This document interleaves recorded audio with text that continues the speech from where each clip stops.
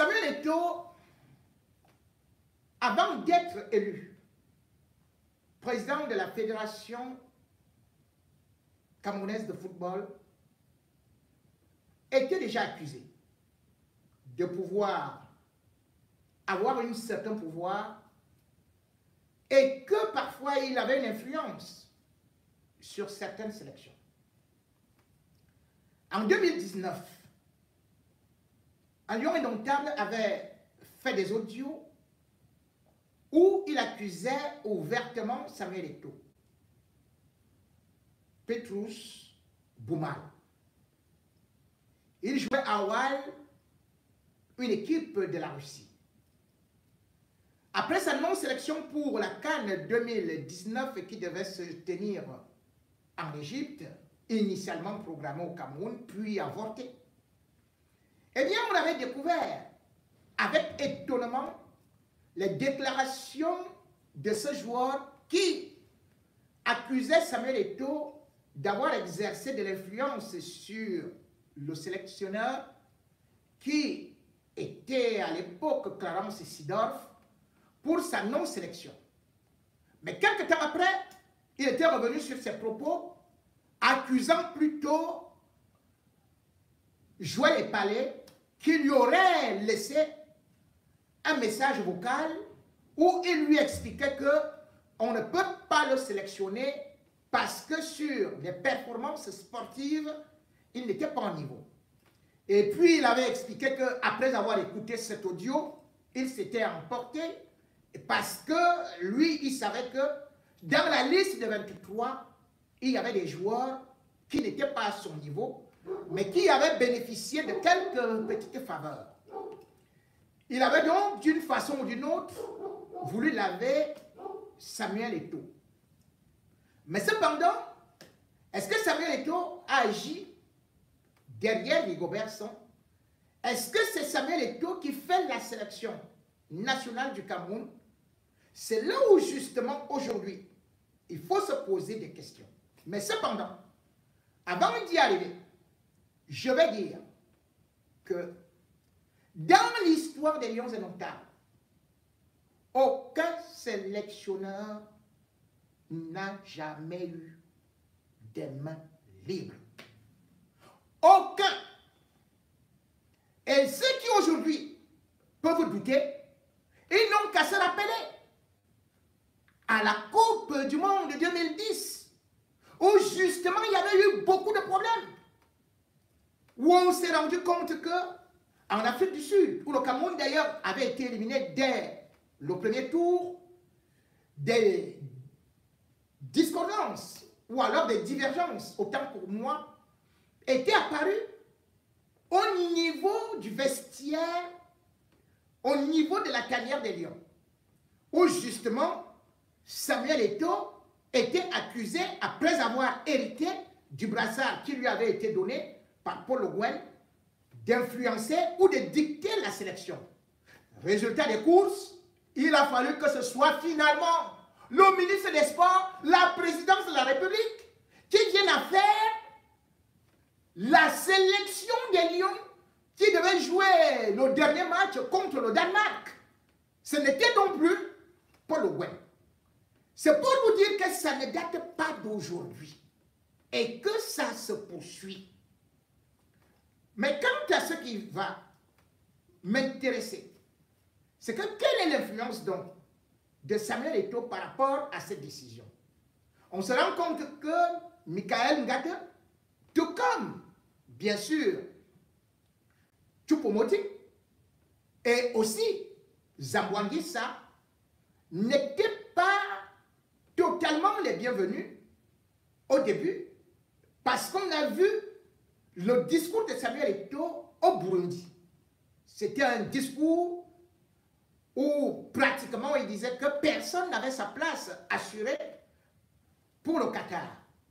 Et par la suite, il y a eu, bien sûr, des informations qui peuvent être des rumeurs disant que Ngade n'était pas d'allure compatible avec Zamboanguissa et que à partir de là, c'est ce qui a fait que Samuel Eto'o, suite à leur altercation, puisse faire cette intervention. Moi, je n'ai pas pu. vérifier ces informations. J'ai dit bien, c'était des rumeurs. Et des rumeurs, je ne les considère pas, mais je les relate parce que ça a tout au moins eu à traverser des réseaux sociaux. Et puis, il y a autre chose. Un conflit interne avec peut-être des grosses têtes qui étaient dans cette sélection et pour lesquelles Samuel Eto'o ne voulait pas que les échecs qui se sont passés dans les autres compétitions puissent se répéter. Et parmi ces grosses têtes, il y avait par exemple Zamboanguissa, qui, faut-il le dire, a sauvé sa place grâce aux dernières prestations comme Choupo-Moting. Et bien sûr, il y avait aussi des clans, puisque le ministre des Sports a dans cette sélection ces éléments qu'il essaye aussi d'actionner, de positionner, ou alors qui sont un peu plus proches de lui. Et d'ailleurs, on parle pratiquement de Bassogo ou encore même de Choupo, ou même de Zamboanguissa, qui sont beaucoup plus proches du ministre des Sports. Il y a donc ces clans qui sont dans des lions et ça fait longtemps que ça a toujours existé.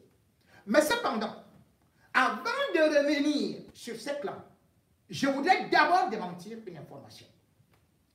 J'ai entendu et j'ai vu ces accusations portant sur le tribalisme, le choix ou bien le non-choix d'un cadre.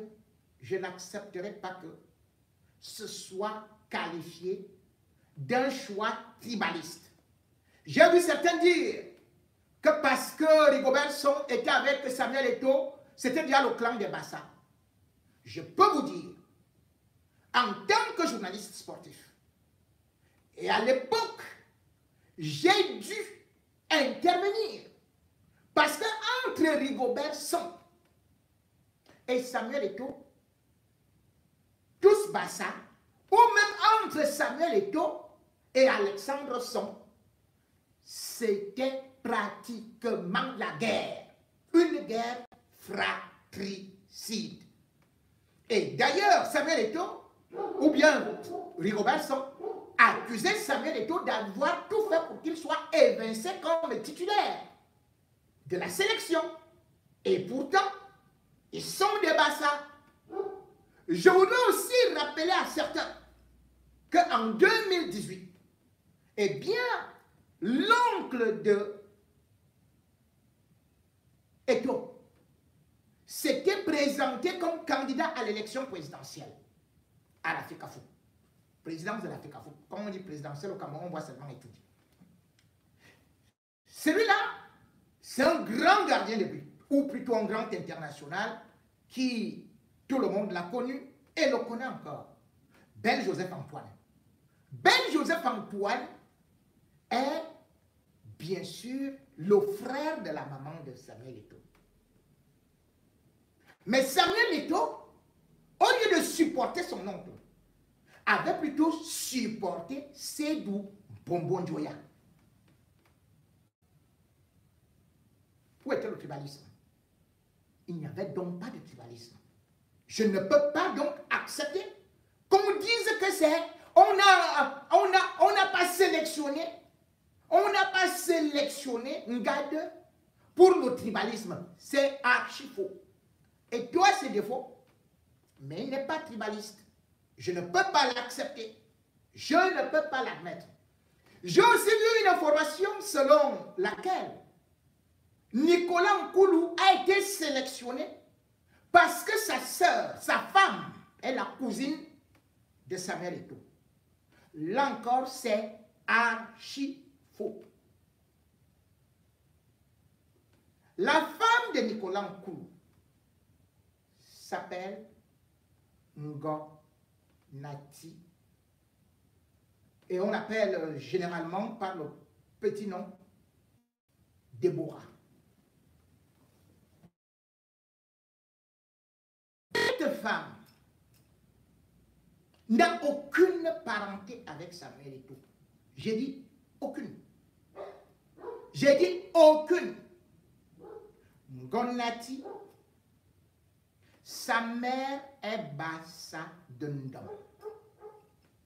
Son père est Boulou. Je ne sais pas si Eto est Boulou. Hein. Je ne sais pas si Eto est Dondon.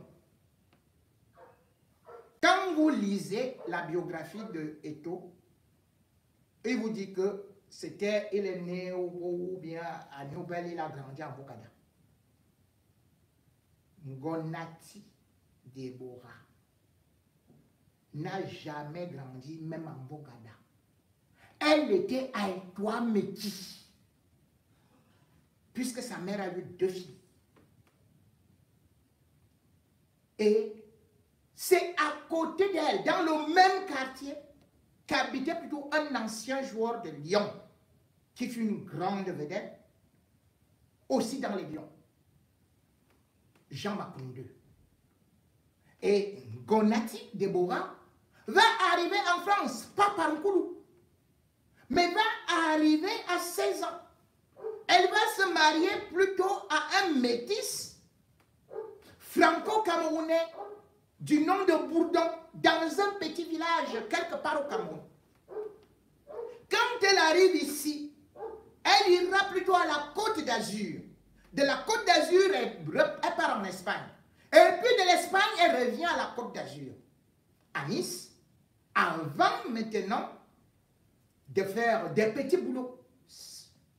Ces petits boulots-là, c'était resto, c'était salon de coiffure, bref, c'était la débrouillardise. Et elle va réussir à trouver un travail. Comme caissière. Elle sera donc caissière à Monaco, dans le supermarché Carrefour. Et c'est là où Nicolas Nkoulou, venant faire des achats, va tomber sur elle. Voilà leur rencontre. Samuel Eto'o n'y est pour rien. Le seul encore qui a été un peu concerné, c'était Macron, qui a un peu joué les intermédiaires. Et ceux qui ont dit que c'est la femme de Nkoulou, c'est aussi faux. Puisque cette femme, même si elle a des enfants avec Nkoulou, elle ne s'est jamais mariée à Nkoulou. Donc, quand vous donnez des informations pour essayer de créer la division, salir les autres, inventer des choses tissées sans vérifier, il faut faire très attention. Je peux vous dire toute la vie de ce couple, de cette connaissance, et qui n'ont aucune relation avec Samuel Eto'o. Ça, c'est ce côté-là. Mais si quelqu'un a d'autres informations, comme j'ai dit, qu'elle est Boulou, Eto'o n'est pas Boulou. Sa maman n'a même pas grandi dans son village en Ndom. C'est elle qui est Bassa. Et elle ne connaît pas Samuel Eto'o, ou plutôt elle connaît Samuel Eto'o à la télé. Elles sont cousines où? Et c'est pour ça qu'il va sélectionner Nkoulou. Non. La réalité est que les intrusions politiques ont toujours eu raison du football camerounais. Comme je le dis, à l'époque d'Amadou Diop, on ne voyait pas les politiciens intervenir comme ça. Mais dans les Lions indomptables, vous avez pu constater que Samuel Eto'o doit d'abord remercier Paul Biya. Vous n'allez pas voir Didier Deschamps ou tel, allez d'abord remercier le chef de l'État. Non. C'est pour vous dire qu'ils insistent sur ça. Parce que c'est leur histoire, eux. Et parce que c'est eux qui parfois poussent certains joueurs à être sélectionnés ou même ne pas sélectionnés, ne pas être sélectionnés. Rappelez-vous de l'histoire de Roger Mila. En 1990, tout le monde a applaudi. Parce qu'on va dire tout simplement que non, c'est Samuel Eto'o qui a sélectionné. Oui, il a eu une influence, ça je suis certain. Même s'il va nier que oh, je n'y connais rien, je sais qu'il a eu une influence. Parce que pendant l'émission à Canal 2, il a lui-même évité de citer Ngade. Donc il savait que les carottes étaient cuites. Ça venait d'où? Je n'en sais pas. Mais ils le savent. Mais je dis que tout cela, comme vous voyez, chaque liste des lions, parfois même, étudie ne prend pas les gants, ou un ministre. Comme le cas de Roger Mila que j'étais en train de vous raconter tout de suite. On se rappelle que Roger Mila avait déjà fait ses adieux. Et c'était le 28 décembre 1987. Eh bien, c'était au stade de la réunification à Douala. Il avait organisé son jubilé. Et puis, le 2 juin 1988, il avait fait un autre jubilé au stade Amadou Ahidjo. Et puis, il avait dit, je continue une seule année avec Montpellier et puis je me casse. Et puis, lui, il s'était réfugié. À l'île de la Réunion, il ne jouait même plus. Si lui, c'était un petit club de quartier comme ça pour maintenir un peu sa forme physique. C'était Saint-Pierre. Un club amateur. C'est là où Roger Mila, lui, il était. Et c'est lorsque les Lions, justement, vont à la CAN en Algérie, nous sommes donc coincés parce que le Cameroun est éliminé. Les attaquants ne marquent pas. Alors que justement, pour la dernière CAN que Roger Mila a joué, et les deux d'ailleurs que le Cameroun avait remporté, c'est-à-dire que 4 et 88, il avait terminé meilleur buteur. C'est là où Biya s'assoit comme ça et dit on va faire comment? On n'a pas de buteur. Et c'est comme ça qu'on organise une réunion le 23 mars. Le 23 mars 1900 a étudié. Oui, ça c'est notre histoire. Cette réunion donc va réunir le ministre des Sports, va aussi réunir le président de la fédération et réunir d'autres conseillers d'études. C'est donc à partir de cette réunion qu'on va imposer la sélection ou le rappel de Roger Mila à la sélection des Lions. L'entraîneur à l'époque n'était pas camerounais, c'était un russe. On l'appelait Nepomniachtchi, qui faisait comme Rigobert sont là. Il ne connaissait même pas les noms. Il faisait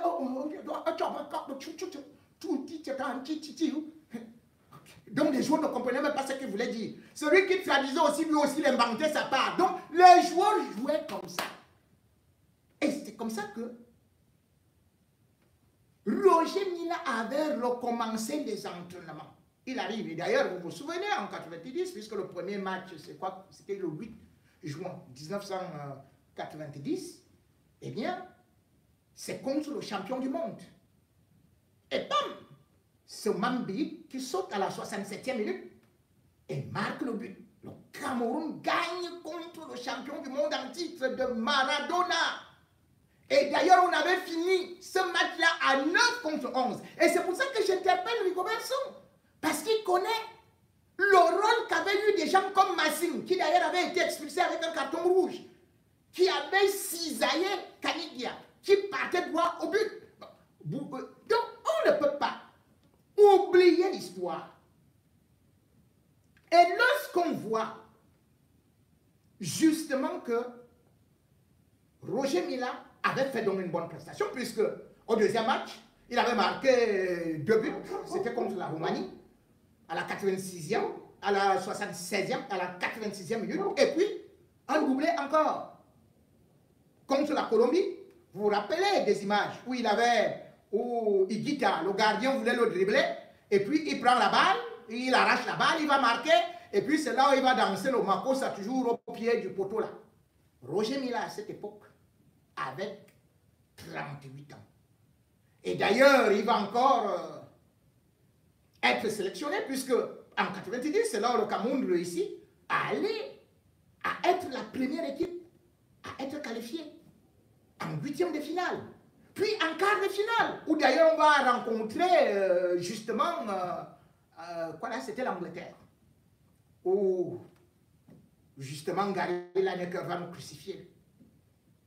Le Cameroun qui était mené va égaliser par Keke, et puis finalement va égaliser par Koundé. Suite à un penalty, puis Ekeke qui ajoute le deuxième but. Et puis finalement, Gary Lineker qui égalise ce penalty, et puis un autre penalty de Gary Lineker. Le Cameroun était rentré tête haute.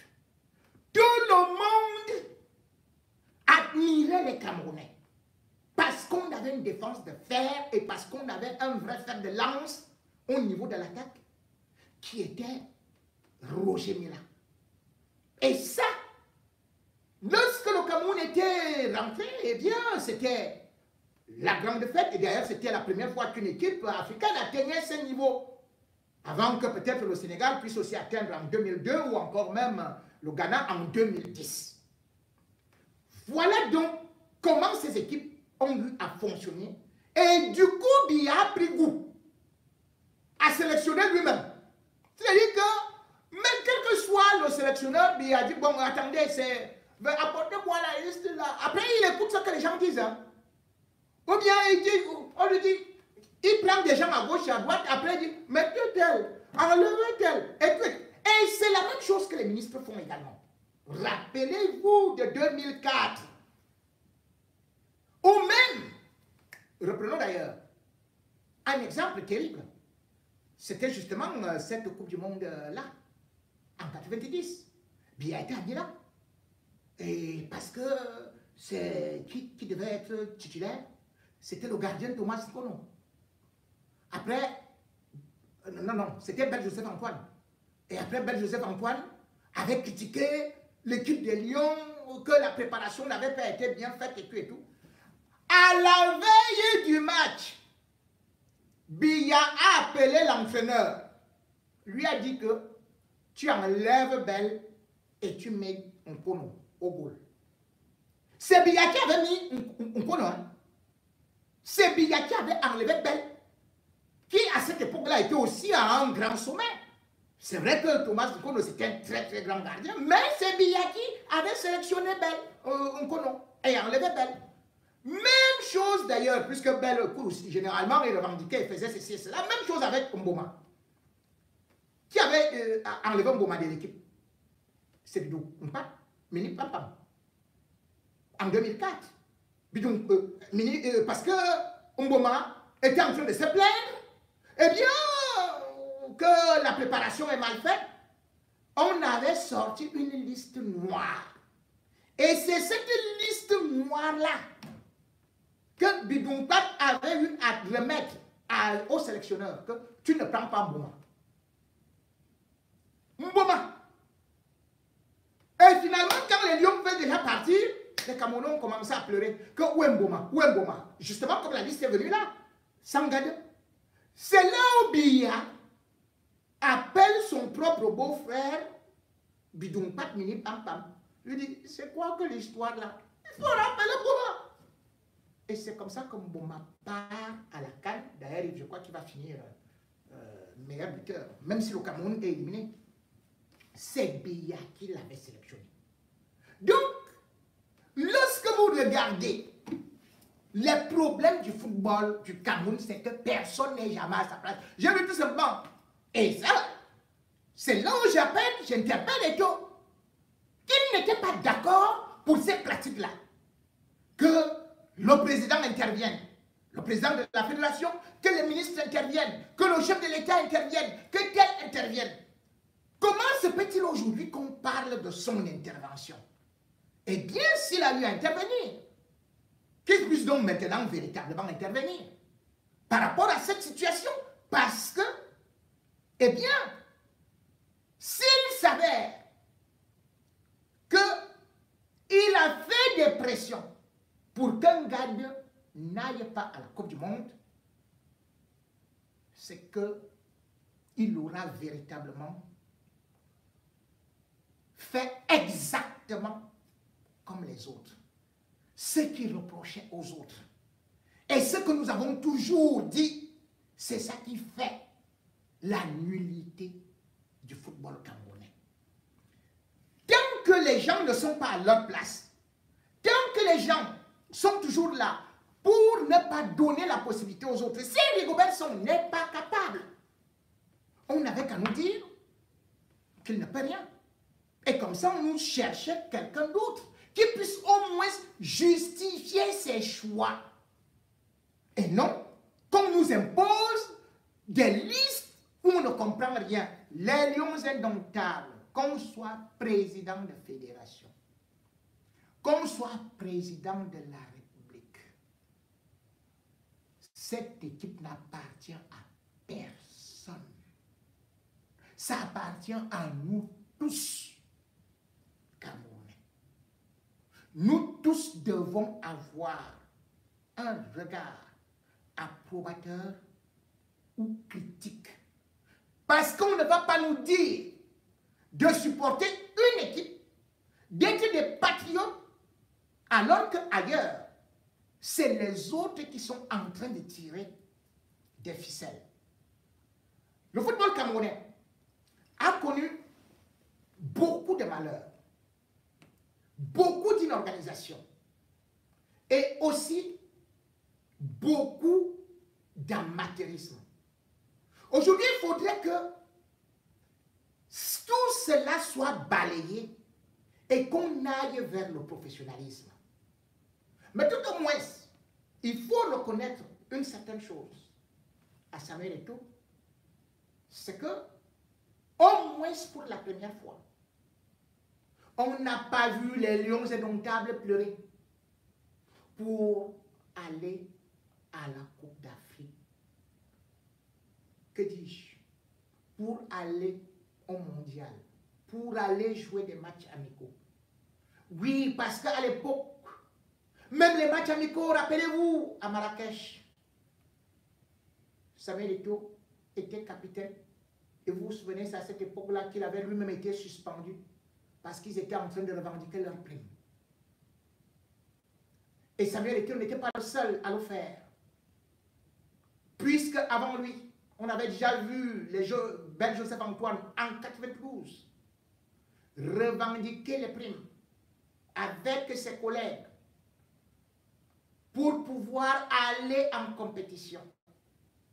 On avait vu cela à plusieurs reprises, même encore en 94, comment l'équipe du Cameroun avait toujours un problème de primes. On avait vu cela même encore en 2014 à la Coupe du Monde au Brésil, où d'ailleurs les revendications ont commencé par celui qui ne jouait même plus au football, c'est-à-dire l'ambassadeur itinérant, qui était Roger Mila, à qui on avait proposé 4 millions pour qu'il puisse accompagner les Lions.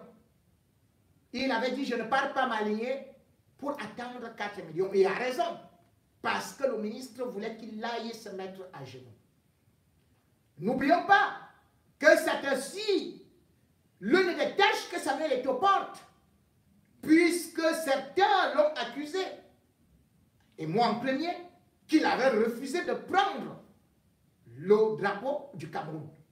Parce qu'à cette époque-là, rappelez-vous, nous étions en 2014 au Brésil. Le Cameroun était la seule équipe à arriver à 3 jours du début de la compétition, comme exactement aussi en Égypte. Toujours avec des problèmes de primes. Jamais on ne réglait cela. Toujours il fallait entendre que même en 2002, en Corée du Sud, les Lions indomptables étaient bloqués à l'hôtel. Ce n'était pas l'époque de Samuel Eto'o. Ils étaient bloqués à l'hôtel. Ils disaient que nous, on ne sort plus de l'hôtel ici en France, à Roissy. Le Cameroun était le dernier pays à arriver à la Coupe du Monde. Japon, Corée du Sud. Et le Cameroun était aussi le premier pays à rentrer. Tout comme en 2010. Hein. On arrive toujours les premiers et on rentre les premiers. À cause des problèmes de primes. Parce que les gens sont souvent venus là pour bouffer, manger et n'ont jamais rien fait.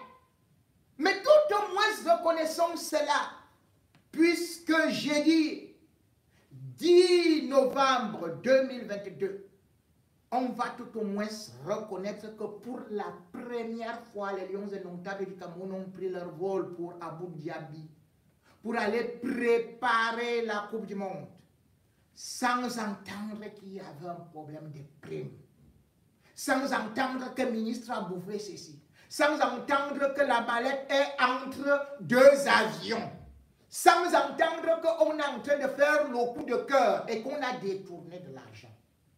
Ça au moins, reconnaissons cela à Samuel Eto'o, que en quelques mois, Et comme d'ailleurs il le faisait dans la dernière édition, la dernière émission, sa dernière interview à Canal 2, devant Rodrigue Tonguet, où il faisait son bilan des 300 jours. D'aucuns ont critiqué cela. D'aucuns ont trouvé que, oui, peut-être qu'il n'a pas assez fait. Peut-être qu'il s'est tout simplement eu à vouloir aller dans des faits divers. Mais tout au moins, reconnaissons un certain nombre de faits. Pendant ce passage, on a pu au moins eu la démonstration par A plus B que 1. L'État du Cameroun devait verser telle somme d'argent et avait prêté telle autre somme d'argent et que le total était à 8 milliards 400 millions. Et que l'État demandait à la FECAFOOT pour la première fois de rembourser de l'argent. Ce que l'État n'a jamais fait. On se rappellera bien sûr que pendant ce temps, au Sénégal, l'État a débloqué 14 milliards. On n'oubliera donc pas que pour la première fois, on a pu voir au moins que la Fédération camerounaise de football peut participer aux frais de la Coupe du Monde pour la première fois. Et aussi, pendant cette émission, que certains disent que ça s'est tout simplement limité à parler de 5 000 € de Valsero, eh bien, on a constaté néanmoins que il a révélé le montant du contrat. Et le montant du contrat avec What All Sport, que tout le monde disait qu'il est trop fauché, nous a été révélé comme allant jusqu'à 1 milliard de francs CFA. Lorsque vous regardez donc, en plus de ça, il y a les équipements qui vont à 650 millions de francs CFA. Puis il y a un bus VIP de 70 places. Eh bien, je voudrais bien qu'on soit honnête. Qu'on ne soit pas là uniquement pour être opposant de l'opposition. Pour être seulement là pour voir le néant partout. Mais non. Moi j'ai dit, même si Paul Biya fait quelque chose qui est bien, tout comme la dernière fois j'avais félicité Bidoupat Mini Pam Pam, dont je me moque souvent, par rapport au fait d'avoir facilité ceci, même si les artistes se plaignent maintenant que les partages n'ont pas été bien faits, mais je vais féliciter. Mais ce que j'ai dit, c'est que vous ne pouvez pas continuer à critiquer quelqu'un qui vous dit, voilà l'argent qu'il y aura. Vous dites, montrez maintenant le contrat. Mais attendez, vous avez dit, révélez le contrat. Il a révélé.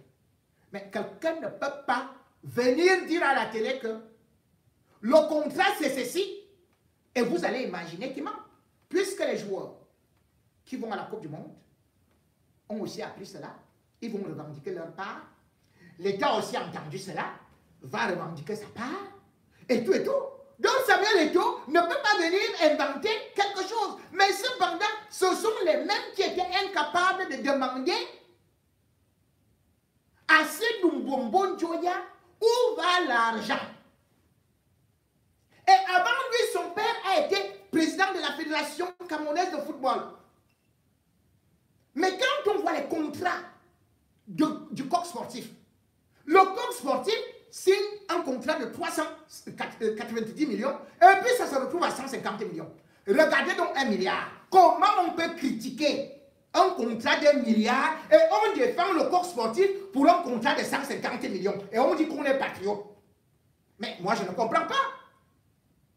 Donc vous voulez que le coq sportif offre 150 millions au Cameroun et en même temps vous maintenez que le coq sportif va demander 7 milliards au Cameroun, va demander 10 milliards, va demander 20 milliards. Donc c'est comme ça. Hein?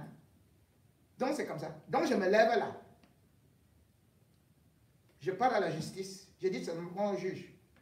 Vraiment, tel a manqué, nous avons ceci, m'a pris un sac de manioc. Donc je veux 10 milliards. Attendez. justement les dommages en fonction de ce que toi-même tu vas présenter. Tu vas dire que, bon, écoutez, j'ai perdu 10 milliards, j'ai perdu 20 milliards. Alors, c'est un autre piège. Si le coq sportif demande 7 milliards au Cameroun, waouh! Cher Cameroun, il faudrait donc qu'on aille faire le sitting auprès du coq sportif. Cela veut dire que les gars là nous mangent dans la sauce de pluie, alors que c'est le lion qui doit manger le coq. Donc le coq sportif faisait le bénéfice d'1 milliard et reversait à la FECAFOOT 35 millions de francs CFA. Yeah! Le coq sportif gagnait 7 milliards sur notre dos. Nous on joue, on fait tout. Et le coq vient, il gagne 7 milliards. Maintenant, le coq va au tribunal dire que, est-ce que vous savez que j'ai perdu 7 milliards alors que le coq est incapable de payer au lion seulement 150 millions. Donc, vous me payez 150 millions. Et vous revenez maintenant me demander 7 milliards. Hein? Que c'est ça, dommage et intérêt. Je vous ai fait perdre 7 milliards. Mais vous me payez 150 millions. Et au lieu de me payer les 150 millions, vous m'avez seulement donné 35 millions, plus 90 millions, plus 45 millions. Bon final. Et vous allez vous plaindre. Et les gens vous soutiennent. Et ne soutiennent pas les autres qui disent que 1 milliard, vous n'avez jamais offert un bus. On vous dit que les autres disent que le bus arrive à la 2e année du contrat. Attendons. J'ai dit que j'attendais voir si les lions allaient commencer à dire que oh, les primos commençaient à faire des grèves. Je n'ai pas vu. Vous voulez que je fasse quoi? Que j'aille attraper Samuel les Toko? Mais attends. Je regarde les résultats. Pour la première fois, les lions qui dormaient parfois dans les aéroports et tout, j'apprends que il n'y a pas ce problème. Et vous, ça devient un problème. Et la sorcellerie. Mais moi, je ne comprends pas. Et lorsqu'aujourd'hui, on essaie d'évoquer un certain nombre de choses, comme certains disent que non, je peux défendre. Mais vous voyez, quand il faut titiller, quand il faut critiquer, je critique. Mais lorsque je vois la vérité, elle est là. Depuis l'indépendance, la Fédération camerounaise de football n'a pas un siège. Il loue une cabane à Tinga. Moi, j'étais au Niger, qu'on dit pays pauvre et très endetté.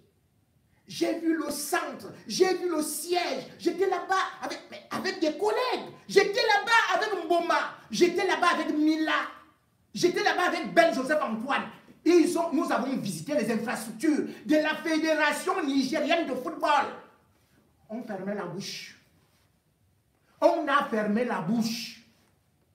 Et on vous dit qu'un grand pays comme le Cameroun, qui va à la Coupe du Monde, récolte de l'argent, qui gagne les cannes, qui gagne les Jeux Olympiques. On vous dit qu'on est incapable de construire une fédération. Samuel Eto'o vous a dit qu'en 2023, lui, il commence. Mais on va voir s'il n'a pas commencé.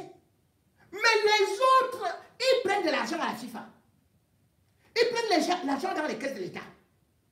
Et ils ont lancé les travaux, je crois, en 2010. Avec une entreprise là, qui est venue poser quelques briques là en 2012. Et puis en 2020, ils disent qu'on résilie déjà. Oh, il manque la peinture. Oh, il n'y a pas de toiture. Oh, il n'y a pas ceci. Oh, il n'y a pas cela. Samuel Eto'o vous a dit, je vais m'endetter peut-être pour 9 milliards. Il sait là où il va les prendre. Et si les sponsors ou les banques lui font confiance, moi quoi? Puisque même l'État du Cameroun, même la France est endetté. Ah oui. Il pourra s'endetter pourvu qu'il sorte au moins une fédération qui représente le Cameroun. Il a parlé de ça pendant l'émission. Vous l'avez écouté. On ne peut pas dire qu'aujourd'hui, il n'a pas réussi, ne serait-ce qu'à mi-parcours. Et puis là où j'ai applaudi, parce que j'étais pratiquement contre, et je reste opposé à son histoire de 7e mandat. 7e mandat de 7 ans. Il a été élu pour 4 ans. Eh bien, il a dit, oh, j'ai des patrons. Mais c'est lui le patron, non? Il a dit que c'est moi seul qui ai la signature. Mais Samuel, tu as dit ça. Tu ne peux pas dire tantôt j'ai la signature, j'ai été élu. Tu dis maintenant j'ai les patrons. Mais tu as quel patron? Tu as dit j'ai la signature. Samy, tu as la signature. Il ne faut pas faire comme Biya. Que Biya va dire non, les autres ont dit que je dois, comme Idriss Déby, oh, la France a dit que je dois seulement rester là au pouvoir, et si quoi, là, vraiment, moi je suis même seulement là, finalement il est mon au pouvoir. Non. 4 ans, et je suis content de cette décision qui a été prise que, non, dans 3 ans et 1 mois, je vais appeler à l'organisation des élections. Là, il faut respecter sa parole, il faut respecter la démocratie. Il faut respecter ses engagements. Je dis bien, le mandat d'un président américain, c'est 4 ans. On n'a pas besoin de 12 ans, de 15 ans. Biya est là depuis 40 ans, il n'a rien fait. On peut rester à la fédération même 50 ans, on ne fait rien. La preuve. Mais on a bien vu. En 83, il y avait déjà, en 61, Bomo Dioua a été déjà, en 83, il était déjà ministre des Sports, jusqu'en 96, on l'enlève, il revient en 90, on l'enlève, il revient, ceci et cela. Est-ce que la Fédération camerounaise de football ou même le ministère des Sports ont évolué? Non. On les a mis là, ils ont été longtemps là, ils sont revenus moult fois là, et ça n'a jamais progressé. Et c'est pour ça que je dis que on peut bien faire ces mandats de 4 ans, et puis on revient. En fonction des résultats. Mais comme je le dis chaque fois, il faudrait que, au moins quand on a la signature, lorsqu'on délègue, qu'on laisse la décider. Mais malheureusement, est-ce que vraiment quand vous essayez de voir la façon que le gouvernement fonctionne, ceux qui disent, par exemple, que oh, c'est une ingratitude. Mais c'est comme ça le régime Biya. Et il ne faut pas qu'on croit que c'est une nouveauté aujourd'hui. Puisque on a vu lorsque Joseph Fofé il gagnait la CAN, allez, on l'enlève. On vient avec quelqu'un d'autre. Lorsque tel autre fait ceci, on l'enlève. On vient avec tel autre. Eh bien, lorsque, bien évidemment, Gade lui aussi, il nous offre la qualification à la Coupe du Monde, eh bien, on l'enlève et on met quelqu'un d'autre. Et ça ne peut pas continuer comme ça. Et justement, si ça continue comme ça, nous aussi, on va laisser des intrusions politiques comme on est en train de voir aujourd'hui. Regardez le jeu de la France, qui envoie, alors qu'on dit que la justice est indépendante, on envoie un franc passé dire que oui, c'est l'envoyé spécial quoi d'Afrique, lui il est l'envoyé de Macron, il vient voir Paul Biya. Mais attendez, il va voir le ministre des Sports pour le coq sportif. Mais mon Dieu, la France doit respecter justement ce qu'on appelle la différence des pouvoirs. Qu'on laisse le pouvoir judiciaire, comme Etoile dit, continuer avec la justice. Qu'on laisse le législatif, et non qu'on revienne sur les anciennes méthodes de la France-Afrique pour venir maintenant dire qu'on doit imposer le coq sportif. Et je peux vous dire que après la Coupe du Monde, on ne sait jamais ce qui va se passer, mais pour l'instant, ils s'en sont pris peut-être un peu tard. Mais qu'est-ce qui va arriver? Beaucoup de gens peuvent rigoler. Même nos sélectionneurs, souvent, n'ont pas été choisis par la fédération, mais ont été choisis par la France, qui impose cela à Biya. Et Biya accepte, et vous dites que c'est un panafricaniste. Regardez comment est-ce qu'un sélectionneur est arrivé au Cameroun qu'on appelait Paul Le Guen. C'était en mai 2009. François Fillon débarque au Cameroun. Il était premier ministre de Sarkozy. Il cause avec Paul Biya. Et puis il dit, bon, voilà, il semble qu'on peut vous proposer même un sélectionneur. Otto Pfister devait partir. Ils disent que non, il faut que vraiment ce soit la France maintenant. L'équipe de France doit revenir pour diriger la sélection nationale camerounaise. Mais est-ce que Paul Biya avait refusé? Puisque, justement, on avait vu celui qui était à l'époque le ministre de l'Immigration, qui avait été appelé par Pierre Bietri. ancien directeur de Canal Plus Sport. Eh bien, il avait tout simplement dit que, mais monsieur le ministre, il faut que nous placions Laurent Blanc. C'est comme ça que Laurent Blanc est arrivé au Cameroun. Et Laurent Blanc a conduit le Cameroun à la Coupe du Monde de 2010, où ça a été la catastrophe. Parce qu'il fallait que ce soit la France qui dirige ça. Et parce que la France veut encore continuer à diriger, y compris les équipementiers du Cameroun, en leur offrant 50 millions, en leur offrant 40 millions, en leur offrant 35 millions, et en imposant ceci ou cela. Non, c'est ce que j'ai dénoncé au niveau du Café des Sports, sur RFI et sur France 24, médias de France. Parce qu'il faut être courageux pour aller faire ça là-bas. Il faut être courageux, il faut avoir des couilles. Et j'en ai. Et c'est pour ça que je dis, je n'ai pas besoin de tourner à gauche ou à droite. Comme certains peuvent dire, je ne chante pas pour faire plaisir.